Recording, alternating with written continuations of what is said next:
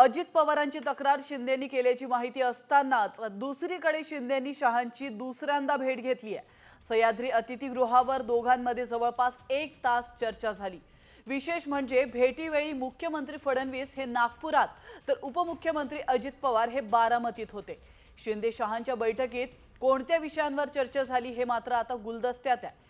तेव्हा फडणवीस आणि अजित पवारांशिवाय झालेल्या या बैठकीत शहा आणि शिंदेंमध्ये नेमकं काय घडलंय याची चर्चा आता सुरू झाली आहे। दरम्यान ही राजकीय नाही तर सदिच्छा भेट होती असं एकनाथ शिंदे यांनी म्हटलंय। तर या बैठकीमध्ये नेमकी काय चर्चा झाली आहे आपण पाहतोय या ग्राफिक्सच्या माध्यमातून। एकनाथ शिंदे आणि अमित शहांमध्ये तब्बल 1 तास चर्चा झाली आहे। एकनाथ शिंदे एकटेच अमित शहांना भेटले। भेटीवेळी फडणवीस हे नागपुरात होते तर अजित पवार हे बारामतीत होते। काल शिंदेंनी अजित पवारांची शहांकडे तक्रार केल्याची चर्चा होती। दरम्यान शहा आणि शिंदे यांच्या बैठकीतील चर्चेवर तर्कवितर्क लढवले जातात। कार मंत्री अमित शाह साहेब हे आमच्या एनडीएचे आणि महायुतीचे नेते आहेत। ते काल रायगडवर होते, काल मुंबईत कार्यक्रम होते, आज देखील मुंबईमध्ये होते।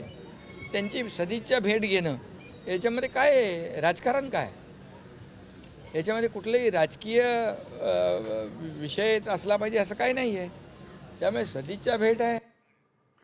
दरम्यान या भेटीवर ठाकरे गटाने जोरदार टीका केली आहे। पुढच्या काही दिवसात काय होणार आहे याचे हे संकेत असल्याचं आदित्य ठाकरे यांनी म्हटलंय। तर महाराष्ट्राच्या भल्यासाठी ही भेट होती असं प्रत्युत्तर मंत्री उदय सामंत यांनी दिलंय।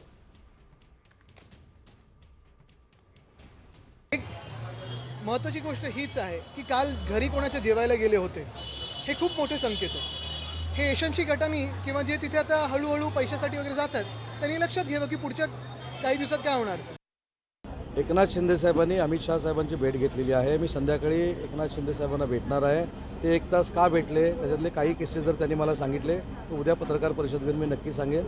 मला असं वाटतं की त्यांची दोघांची अतिशय महत्त्वाची महाराष्ट्राच्या जडणघडणीसाठी भेट होती, त्याच्यामुळे त्याचा अर्थ कोणी वेगवेगळे लावू नये।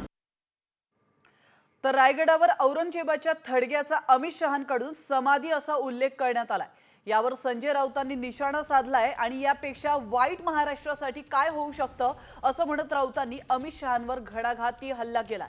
मुख्यमंत्र्यांना ही गोष्ट खटकली का नाही असा सवाल देखील राऊतांनी उपस्थित केलाय। तर शहांनी शिवरायांचा अवमान केल्याचा आरोप आदित्य ठाकरे यांनी केलाय। तर आपण पाहतोय काल अमित शहा हे रायगडावर होते आणि रायगडावर बोलताना त्यांनी छत्रपती शिवाजी महाराजांचा एकेरी उल्लेख केला होता। त्यावरून आदित्य ठाकरे यांनी देखील संताप व्यक्त केलाय।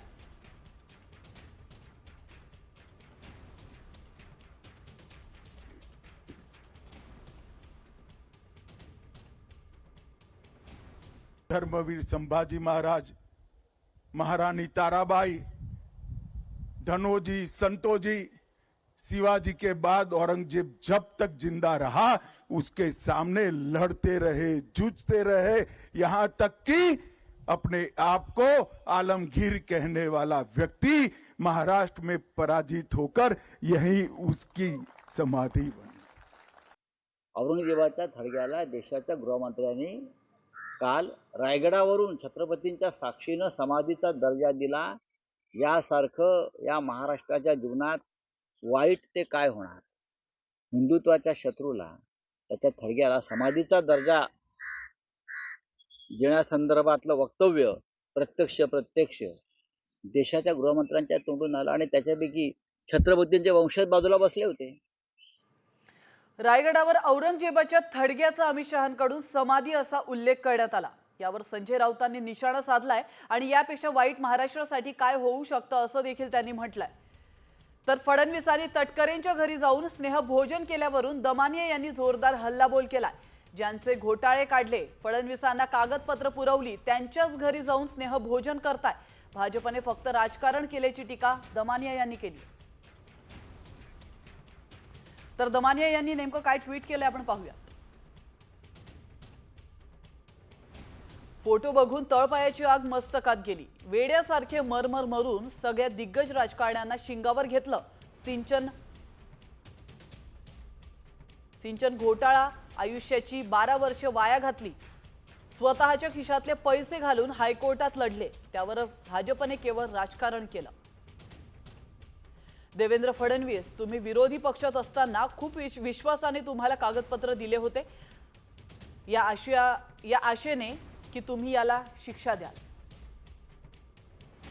याच तटकरेंच्या घरी जेवायला जायला तुम्हाला काहीच वाटलं नाही. कुठे गेले चक्की पिसिंग,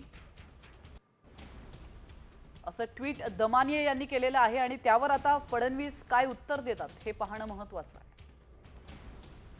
तर उपमुख्यमंत्री एकनाथ शिंदे यांनी गोगावलेंना फोन करून तातडीने मुंबईला बोलावून घेतलाय. कार्यक्रम अर्धवट सोडून भरत गोगावले तातडीने मुंबईकडे रवाना झाल्याचं म्हटलं जात होतं. पण मी कुठेही गेलो नाही, मतदारसंघातच आहे. एकनाथ शिंदे यांचा फोन आलेला नाही, असं स्पष्टीकरण भरत गोगावले यांनी दिलंय. चुकीची बातमी पसरवली. मी माझ्या मतदारसंघामध्ये कार्यक्रम करतोय आणि मी आज मतदारसंघ सोडून कुठेही गेलो नाही आणि शिंदे साहेबांचाही फोन आला नाही. कोणीतरी सूत्रांनी ही बातमी चालवली असं मला वाटतंय. तर उपमुख्यमंत्री अजित पवार यांनी बारामतीमध्ये शरद पवारांबाबत मोठं विधान केलंय. यावरून पुन्हा एकदा राजकीय चर्चांना उधाण आलंय.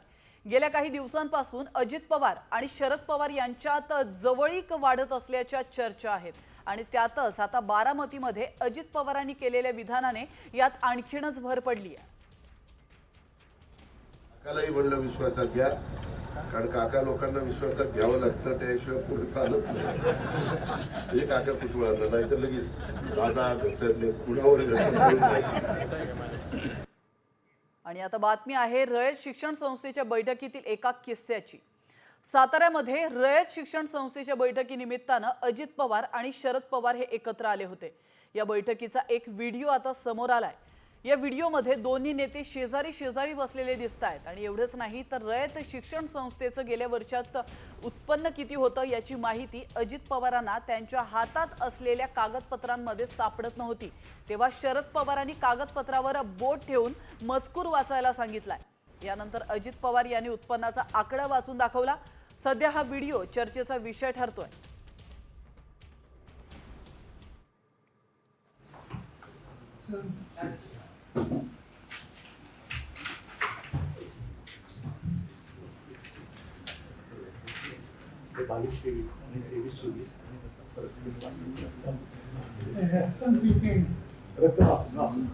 आता मी तो स्टेबल वाचून दाखवतो. 67,81,09,029. 67,91,81,00,000 हा आपला संस्थेचा मार्च अखेरचा म्हणजे 31 मार्च 25 अखेरचा हा आपला बँक बॅलन्स आहे. शिल्लक एका वर्षातली वाढ आहे. म्हणजे मागच्या दोन्ही आकडेसर वाढ 23-24 मध्ये 766 कोटी रुपयाचं आपलं टोटल हे होतं, ठेवी होत्या, ठेवी आणि बँक बॅलन्स. तर दुसरीकडे निधी वाटपावरून खासदार अमोल कोल्हेंनी शिंदे गटावर जोरदार हल्लाबोल केलाय. सासूसाठी भांडणं केली आणि शेवटी सासूच वाट्याला आली असा टोला कोल्हेंनी लगावलाय. महायुतीमध्ये काही आलबेल नाही असं देखील कोल्हे म्हणालेत.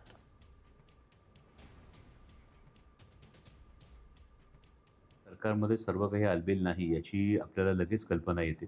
आणि या पद्धतीनं खरं तर ती जी म्हण आहे की सासूसाठी भांडणं केली सासूच वाटायला आली, तशी कदाचित एकनाथ शिंदेंच्या सगळ्या मंत्र्यांची ही परिस्थिती आहे असं जाणवतं.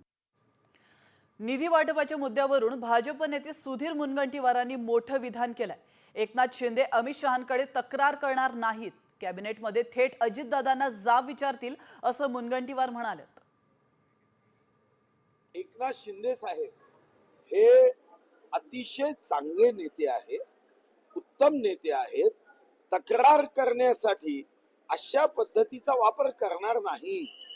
आणि एकनाथ शिंदे साहेब एक आक्रमक नेते आहे. जर त्यांच्या मनात ज्या दिवशी काही बोलायचं असेल तर ते असं अमित भाईंना सांगून बोलतील नाही. त्यांना बोलायचं असेल तर ते डायरेक्ट कॅबिनेटमध्ये अजितदादा बोलतील.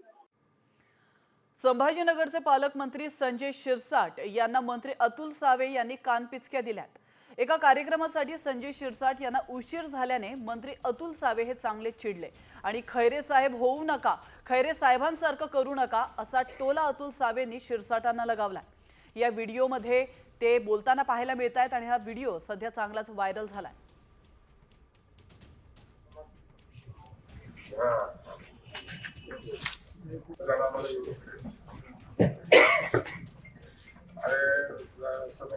लोकांना खैरे साहेब नका हो, खैरे साहेब नका हो, खैरे साहेबांसारखं करू नका, लोकांनी खैरे साहेबला मग राज्यातील महायुती सरकारला 100 दिवस पूर्ण झालेले आहेत। मात्र सरकारी बंगला मिळत नसल्याने काही मंत्र्यांचा मुक्काम अजूनही सरकारी फ्लॅट्समध्येच आहे। त्यामुळे कामानिमित्त आलेल्या नागरिकांची गैरसोय होते।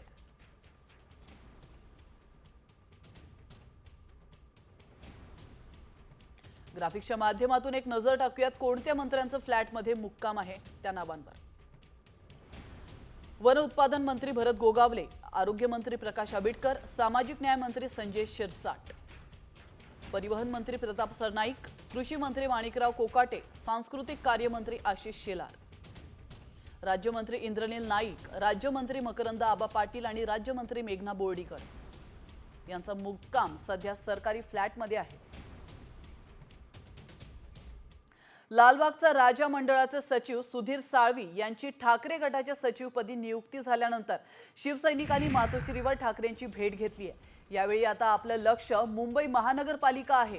त्यामुळे सुधीर साळवींना मोठं पद दिलं असून मुंबई आणि महाराष्ट्रावर संकट बाजूला टाकण्यासाठी एकजूट दाखवा असं आवाहन ठाकरेंनी केलंय।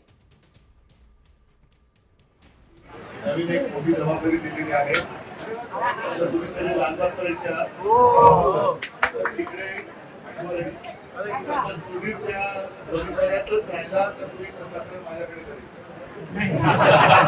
शिवसेनेचं सचिव पण दिलेलं आहे, जबाबदारी मोठी दिलेली आहे। आपलं लक्ष आता मुंबई महापालिका आहे आणि त्यासाठी मी सुधीरला शिवसेनेचं सचिव पद दिलेलं आहे। सुधीरला तर मी आणखी मुंबईमध्ये इकडे पळवणार आहे। दुसरीकडे मुंबईत शिंदे गटाने ठाकरे गटाला मोठा धक्का दिलाय। ठाकरे गटाच्या प्रवक्त्या संजना घाडी आणि त्यांचे पती संजय घाडींनी शिंदे सेनेमध्ये प्रवेश केला। माजी नगरसेवक यांचा सुद्धा शिवसेनेत आता प्रवेश होत आहे। सुयश संजय घाडी, युवा सेना विस्तारक, ठाणे लोकसभा, सागर विनोद पांचाळ। आणि आता महत्त्वाची बातमी आहे मुंबईमधून। मुंबईच्या पाणी प्रश्नावरून आदित्य ठाकरे चांगलेच आक्रमक झाल्याचं पाहायला मिळालं। महानगरपालिकेला दिलेली डेडलाईन संपली आहे, त्यामुळे आता प्रत्येक वॉर्ड ऑफिसवर मोर्चा काढण्याचा इशारा आदित्य ठाकरे यांनी दिलाय। मुंबईमध्ये वॉटर टँकर संपावर आहेत, त्यामुळे अनेक भागात पाणी टंचाईचा सामना करावा लागतोय। त्यांनी एक आठवड्याची नोटीस देऊन देखील सरकार काही हल्लं नव्हतं। मुंबई महानगरपालिकेमध्ये जे प्रशासक आहेत ते मुख्यमंत्र्यांच्याच आदेशावर चालतात आणि मुख्यमंत्र्यांनी अजूनही मुंबईची एवढी हत्या होते, आर्थिक हत्या होते, तरी मुख्यमंत्र्यांनी लक्ष न देण्याच्यात मला वाटतं ह्याच्यापेक्षा अजून दुर्दैव कुठचं नसेल। मी 48 तासाची जी डेडलाईन दिली होती ह्या संपात तोडगा काढण्यासाठी, ती आता संपत आलेली आहे।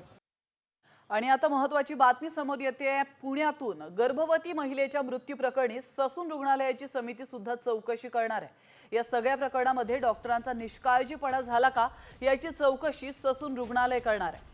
यासह या गर्भवती महिलेला ज्या 3 रुग्णालयांमध्ये उपचार देण्यात आले होते, या तिन्ही रुग्णालयांच्या उपचाराची चौकशी या समितीमार्फत करण्यात येणार आहे। तर पुणे पोलिसांकडून ससून रुग्णालयाला चौकशी करण्याचं पत्र लिहिलं होतं।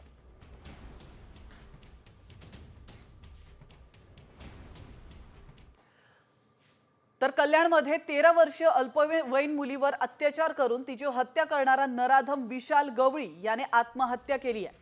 गेल्या 3.5 महिन्यांपासून तो तळोजा कारागृहामध्ये होता। आज पहाटेच्या सुमारास विशाल गवळीने आत्महत्या केल्याचं बोललं जात आहे। विशाल गवळीने गळफास घेत पहाटे आत्महत्या केली आहे आणि या घटनेमुळे कल्याण परिसरामध्ये संतापाची लाट उसळली होती।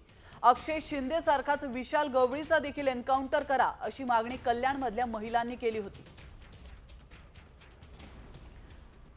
तर नेमकं काय घडलंय, काय हे प्रकरण आहे आपण पाहूयात ग्राफिक्सच्या माध्यमातून।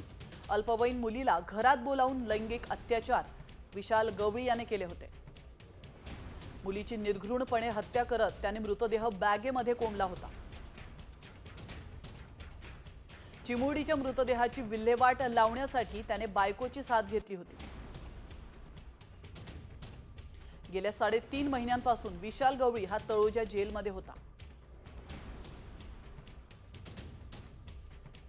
आणि अखेर रविवारी पहाटे टॉवेलने गळफास घेत त्याने आपलं जीवन संपवलं. तर विशाल गवळीने आत्महत्या केल्याची बातमी समोर आल्यानंतर पीडित मुलीच्या वडिलांची पहिली प्रतिक्रिया समोर आली आहे. जशास तसा न्याय झाला असं पीडितेच्या वडिलांनी म्हटलंय. तर पीडित मुलगी ज्या परिसरामध्ये राहत होती त्या ठिकाणी बॅनर्सही लावण्यात आलेत. मिस यू दीदी, नराधमाला फाशी झालीच पाहिजे असा मजकूर या बॅनरवर लिहिण्यात आला. भगवान का सब इसको दंड है, बाकी और किसी का दोषी नहीं, सब भगवान का दंडित है. जैसे को तैसा होता है, जैसे कि तैसा साथ में हुआ है उसके. हमको न्याय प्रशासन और सरकार ने हमको न्याय दिलाया है. हम उनके बहुत बहुत धन्य आभार व्यक्त करता हूँ. विशाल गवळीच्या आत्महत्येवरून आता वकिलांमध्येच वाद रंगलाय. अक्षय शिंदे सारखं विशाल गवळीला मारण्यात आलं असा संशय विशालच्या वकिलांनी व्यक्त केला. तर एका प्रकारे न्यायच मिळाल्याची भावना पीडितेच्या वकिलांनी बोलून दाखवली आहे. संशय आहे ना मला 100% संशय पोलीस यंत्रणेने मारले त्याला जेलात तो. कारण अक्षय शिंदेच्या बाबतीत पण असंच झालं होतं. अक्षय शिंदेसारखे ह्याला विशाल गवळीलाही मारतील, त्याच्यामुळे याला पोलीस प्रोटेक्शन वगैरे अजून काय एक्स्ट्रा ह्याच्या सुरक्षित जेवढं करता येईल तेवढं करावं म्हणून. पण त्या अर्जावर काही निर्णय झाला नाही, काय नाही. आणि त्यांनीही मला सांगितलं होतं की मला इथे पण धोका आहे. पण तेव्हा मी सांगितलं त्याला की मी न्यायालयात अर्ज दिला आहे, त्याच्यामुळे तुला काय होणार नाही, काळजी नको करू. न्यायालयाच्या माध्यमातून किंवा कायदेशीर प्रक्रियेतून जर अशा आरोपींना या ठिकाणी शिक्षा झाली असती तर मला वाटतं अशा विकृत मानसिकतेची जी लोक आहेत त्यांच्यामध्ये कुठेतरी दहशत निर्माण झाली असती आणि असे कृत्य आपल्या या शहरात आणि आपल्या राज्यात थांबले असते. परंतु हे देखील न्यायच झालेला आहे. त्यामुळे कायदेशीर प्रक्रियाने फाशी शिक्षा झाली असती किंवा त्यांनी आत्महत्या केलेला आहे, दोन्ही आमच्यासाठी न्याय आहे. तर आम्हाला न्याय द्या अशी मागणी विशाल गवळीच्या आईनं केली आहे. तर विशालच्या आत्महत्येवरच बहिणीने संशय व्यक्त केला. मग बोरी आता इथंच आहे ना, मग तो खोटा का बोलला म्हणा. तो तुमची बोरी नेली, मनुष्यानं खोटा का बोलला. मग यांनी पैसे खाल्लं, राजकारण खेळल्यानी लोकांना याही पैसे खाल्लं ना. ते खाल्लं, त्यांची नावं सांगितली ना, मग यांची समधी जबान काटल यांची. कसलं कानून आहे हा? हे कानून कसलं आहे? हे अंडा कानून बोलताना याला अंडा कानून. हात बांधताना पोलिसांचं. हा माणूस 100 किलो वजनाचा माणूस तो आतमध्ये टॉवेल आणि कशा प्रकारे फाशी घेईल हे असं होऊच शकत नाही. कुठल्या म्हणजे प्रशासन हे काय करत होते आतमध्ये? कोणता प्रोटेक्शन होता? तुम्ही न्यूज मध्ये सांगत होते का बोलता राजकीय बल आहे. राजकीय बल असताना हे कसं काय घडणार? कल्याण अत्याचार प्रकरणातला आरोपी विशाल गवळीने आत्महत्या केली. मात्र त्याचा गुंड भाऊ आकाश गवळीची दहशत अजूनही सुरूच आहे. विशाल गवळीचं कुटुंब राहत असलेल्या परिसरात रामनवमी आणि साई भंडाऱ्यासाठी सर्व मंडप चालकांना त्याने धमकी दिल्याची माहिती समोर आली आहे. आकाश हा तडीपार आहे आणि या प्रकरणामध्ये कोळसेवाडी पोलीस ठाण्यामध्ये तक्रार देखील दाखल करण्यात आली आहे. त्यामुळे आता यावर पोलीस यंत्रणा काय कारवाई करते यावरच सगळ्यांचं लक्ष लागून आहे.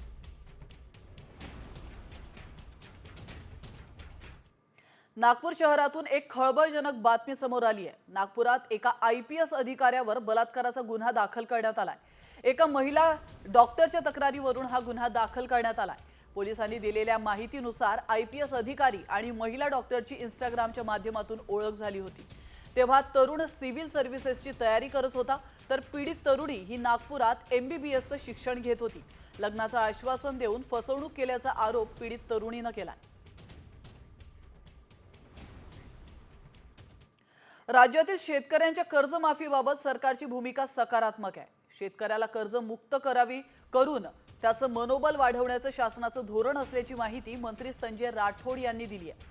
शेतकऱ्यांबाबत कॅबिनेट बैठकीमध्ये चर्चा झाल्याचं देखील राठोड यांनी म्हटलंय. शेतकऱ्याच्या कर्जमाफीबद्दल शासनाची भूमिका ही अतिशय सकारात्मक आहे. निवडणुकीच्या काळामध्ये जे वचननामा होता त्या वचननाम्यामध्ये सुद्धा शेतकऱ्यांना आम्ही कर्जमुक्ती देऊ आणि त्यांच्यासाठी वेगवेगळ्या योजनासुद्धा राबवू, कारण या राज्यातला शेतकरी हा समृद्ध झाला पाहिजे. कॅबिनेट बैठकीमध्ये वारंवार या विषयावर चर्चा झालेली आहे आणि त्या दृष्टीनं पावलं आज सुरू झालेली आहे. आणि आता एक बातमी समोर येते पंढरपुरातून. पंढरपुरातल्या कुर्डुवाडीतील शेतकरी चांगलाच संतापला. कुर्डुवाडीतील बाजारात भाजीपाल्याचे दर कोसळल्याने शेतकरी आक्रमक झाले. भाजीपाला आणि शेतीमालाला हमी भाव मिळावा या मागण्या आहेत आणि यासाठीच सरकार विरोधात आंदोलन देखील करण्यात आलंय. पिकाला 5 रुपये देखील भाव मिळत नसल्याने मंडईत भाजी आणणं देखील परवडत नाही. त्यामुळे शासनाच्या प्रतिकात्मक पुतळ्याला वांगी, कांदे, बटाटे यांचा हार घालून निषेध व्यक्त करण्यात आला.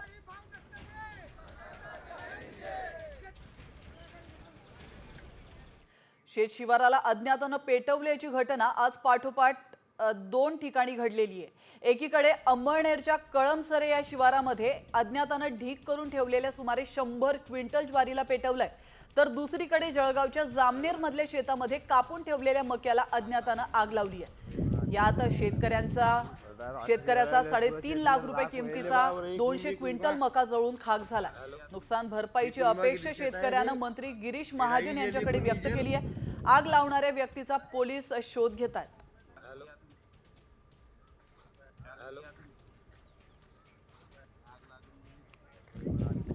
जालना जिल्ह्यातील शेतकऱ्यांवर आंदोलनाची वेळ आली आहे. पाण्याअभावी पिके करपून आणि सुकून चालल्याने शेतकरी चांगलेच आक्रमक झालेत. आज पाणी सोडलं नाही तर उद्यापासून कालव्यावर उपोषणाला बसणार असल्याचाही इशारा शेतकऱ्यांनी दिलाय. तर जोगलादेवी बंधाऱ्यामध्ये जायकवाडीच्या डाव्या कालव्यातून पाणी सोडण्यात यावं अशी मागणी शेतकऱ्यांनी केली आहे.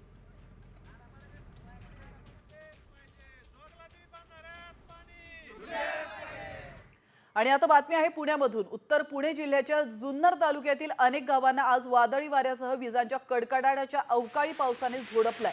अचानक पडलेल्या या अवकाळी पावसाने द्राक्ष, कांदा आणि आंबा यांसारख्या अनेक पिकांचं नुकसान झालं.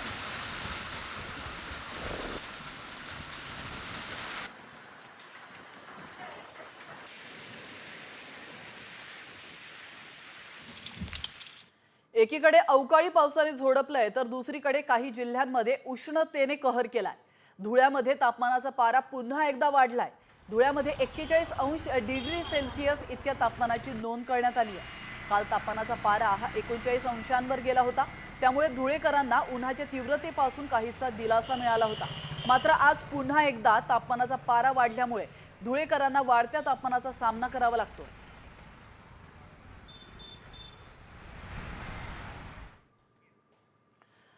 जो व्हिडिओ तुम्हाला आम्ही आता दाखवणार आहोत तो आहे नंदुरबार मधला. आरोग्य व्यवस्थेचे धिंडवडे काढणारा हा व्हिडिओ आहे. या दृश्यांमध्ये बांबूच्या झोळीतून रुग्णांना उपचारासाठी न्यावं लागतंय आणि यासाठी करावी लागते जंगलातून 15 किलोमीटरची पायपीट. आपण पाहतो या दृश्यांच्या माध्यमातून तरुणांनी खांद्यावर रुग्णाला वाहून नेतानाची ही दृश्य आहेत आणि या दृश्यांमध्ये आदिवासी बांधव आहेत आणि गेल्या 2 महिन्यांमध्ये बांबू झोळीतून जीव घेण्या प्रवासाची ही तिसरी घटना आहे. त्यामुळे हे सरकार आदिवासी बांधवांच्या जीवाशी खेळतंय का असा सवाल पुन्हा एकदा उपस्थित होतोय. नंदुरबार मधून अशा घटना वारंवार समोर येत आहेत. नेहमीच रुग्णालय गाठण्यासाठी इथल्या आदिवासींना अशा प्रकारे प्रवास करावा लागतोय. मात्र तरी देखील नंदुरबारच्या प्रशासनाला देखील जाग येत नाहीये आणि सरकारला देखील जाग येत नाहीये. ही मोठी आश्चर्याची गोष्ट आहे.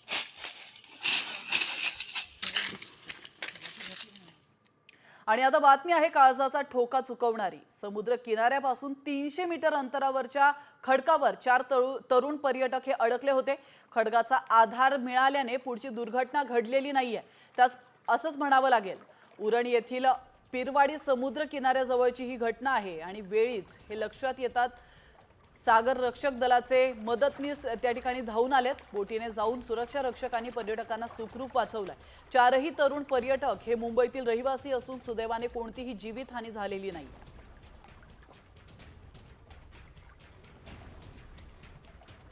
आणि आता एक तुमच्यासाठी महत्त्वाची बातमी आहे. अलिबागला जाताय मग आता अजंठा कॅटामेरानं तुम्हाला मांडव्याला जाता येणार नाहीये, कारण अजंठा कॅटामऱ्यान बोटीचा वाहतूक परवाना निलंबित करण्यात आलाय. तर मांडव्याजवळ अजंठा कंपनीच्या कॅटामेरान बोटीला अपघात झाला होता. बोटीमध्ये छिद्र पडल्याने बोटीमध्ये पाणी शिरायला सुरुवात झाली होती आणि त्यामुळे बोटीमध्ये 130 प्रवासी होते आणि या अपघाताची त्रिसदस्यीय समिती चौकशी करणार आहे. मात्र पुढील आदेशापर्यंत प्रवासी वाहतूक करण्यास निर्बंध घालण्यात आले.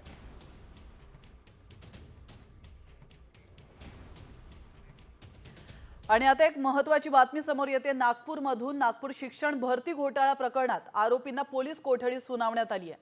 उल्हास नरड आणि पराग पुडकेला 14 एप्रिलपर्यंत पोलीस कोठडी सुनावण्यात आली आहे. आणि या प्रकरणामध्ये आणखी कोण कोण सहभागी आहेत याचा शोध देखील घेतला जाणार आहे. बनावट कागदपत्रांच्या आधारे मुख्याध्यापकपदी मान्यता दिल्याप्रकरणी शिक्षण विभागाचे उपसंचालकाला अटक करण्यात आली आहे.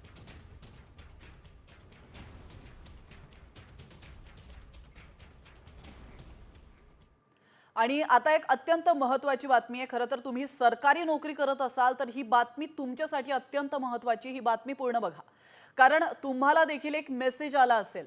त्या मेसेजमध्ये दावा करण्यात आलाय की सरकारी कर्मचाऱ्यांचं निवृत्तीचं वय वाढवण्यात आलंय. खरंच कर्मचाऱ्यांचं निवृत्तीचं वय हे वाढवण्यात आलंय का याची आम्ही पडताळणी केली आणि त्यावेळी काय सत्य समोर आलंय तुम्हीच पहा.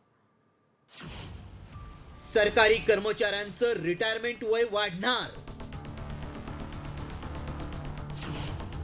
62व्या वर्षी होणार कर्मचारी रिटायर. व्हायरल मेसेज मागचं सत्य काय? सरकारनं आता कर्मचाऱ्यांसाठी रिटायरमेंटचा कालावधी आणखी 2 वर्ष वाढवलाय. आधी रिटायरमेंटचं वय हे 60 वर्ष इतकं होतं. मात्र आता वय वर्ष 62 केल्याचा दावा करण्यात आलाय. खरंच या दाव्यात तथ्य आहे का? काहींसाठी हा दावा दिलासादायक आहे तर काही कर्मचाऱ्यांसाठी टेन्शन वाढवणार आहे. आधीच देशात बेरोजगारी आहे. आणखी 2 वर्ष रिटायरमेंटची वाढवली तर नवीन लोकांना संधीसाठी आणखी 2 वर्ष वाट पाहावी लागेल.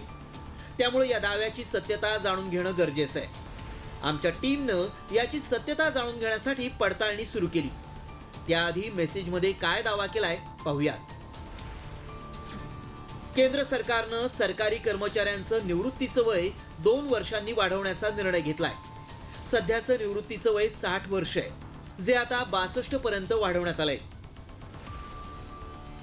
हा मेसेज व्हायरल होत असून सरकारी कर्मचाऱ्यांमध्ये संभ्रम निर्माण झालाय. कारण जे काही दिवसातच रिटायर्ड होणार आहेत त्यांना हा नियम लागू होणार आहे का, असे अनेक सवाल उपस्थित होत आहेत. त्यामुळे याची सत्यता जाणून घेणं गरजेचं आहे. देशभरात सरकारी कर्मचारी कोट्यवधींच्या घरात आहेत. त्यामुळे याची सत्य माहिती जाणून घेण्यासाठी आमच्या टीमनं पडताळणी सुरू केली. सरकारनं असा निर्णय जाहीर केलाय का याबद्दल माहिती जाणून घेतली. हे जे तुम्ही व्हायरल पत्र फिरताना बघताय ते 2 वर्ष वाढीव रिटायरमेंटची डेट लागू करण्याची तारीख 1 एप्रिल 2025 सांगितलेली आहे. याच्यातून सरळ लक्षात येत आहे की हा एप्रिल फूल बनवणारा मेसेज आहे. त्याच्यामुळे केंद्रातल्या केंद्रीय कर्मचाऱ्यांनी कुठल्याही प्रकारच्या अशा फेक मेसेजवर विश्वास ठेवू नये अशी मी सर्वांना विनंती करतो. त्यावेळी काय सत्य समोर आलं पाहूयात. केंद्रीय कर्मचाऱ्यांसाठी रिटायरमेंटचं वय वाढवण्यात आलेलं नाही. कॅबिनेट बैठकीत असा कोणताही निर्णय झालेला नाही. 2 वर्ष कालावधी वाढवल्याचा दावा संभ्रम निर्माण करणार आहे. सोशल मीडियावरच्या पोस्टवर विश्वास ठेवू नका. देशभरात कोट्यवधी सरकारी कर्मचारी आहेत. त्यामुळे असे मेसेज व्हायरल करून दिशाभूल करण्याचा प्रयत्न करण्यात आलाय. आमच्या पडताळणीत सरकारी कर्मचाऱ्यांचं रिटायरमेंटचं वय 2 वर्षांनी वाढवल्याचा दावा असत्य ठरलाय. ब्युरो रिपोर्ट, साम टीव्ही न्यूज.